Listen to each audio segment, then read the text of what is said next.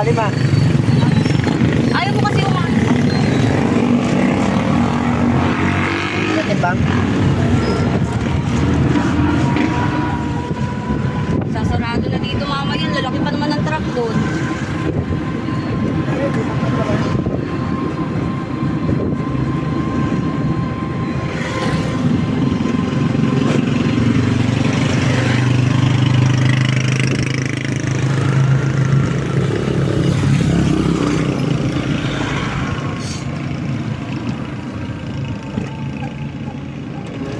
Sobat na?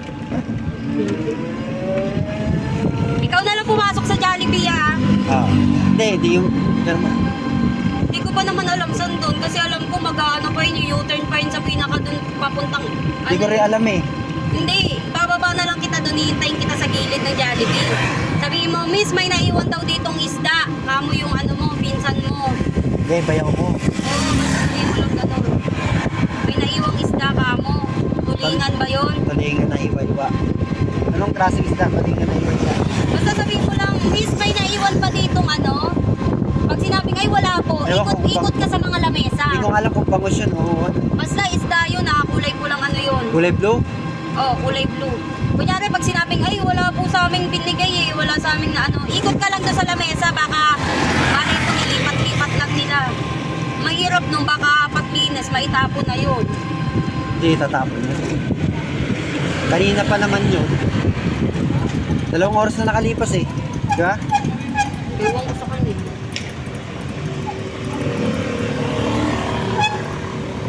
Hindi, ngayon na nakaalis yun kasi nag-Jollibee pa, kumain pa, di ba?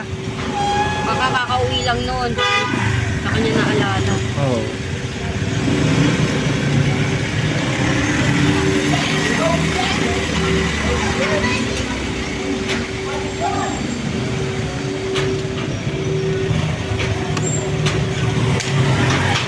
Taas na pa. Hap, Sige, huwag Tara. mo. sago daw. Ganun yung pag wala kang buwelo. Tinuruan ko si nanay mag-drive, marunong na. Ha?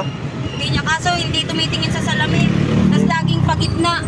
Pagitna? Gitna ang kabig ng manibela. Sabi ko sa gilid ka lagi. At least yung pag sa gilid ka, tatamaan mo gutter. Pag gumitna ka, patay ka.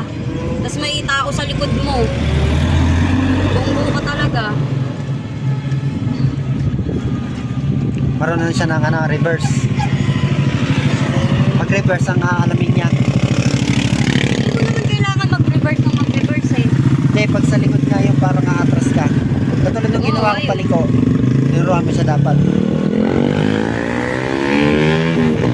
Wala yun, malabo yun si nanay makapag-drive sa ganito.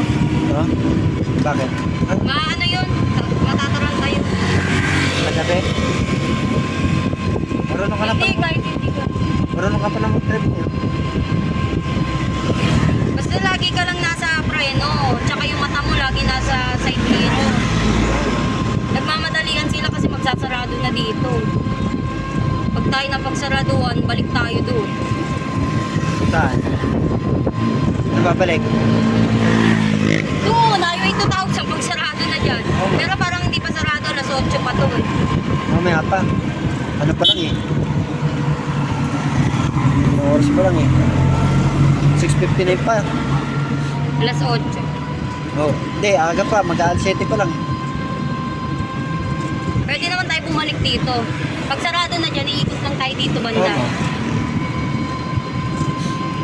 Lalaki kasi ng truck na dyan eh. Ang bibilis na ng kalsaan ng ano dyan, tricycle.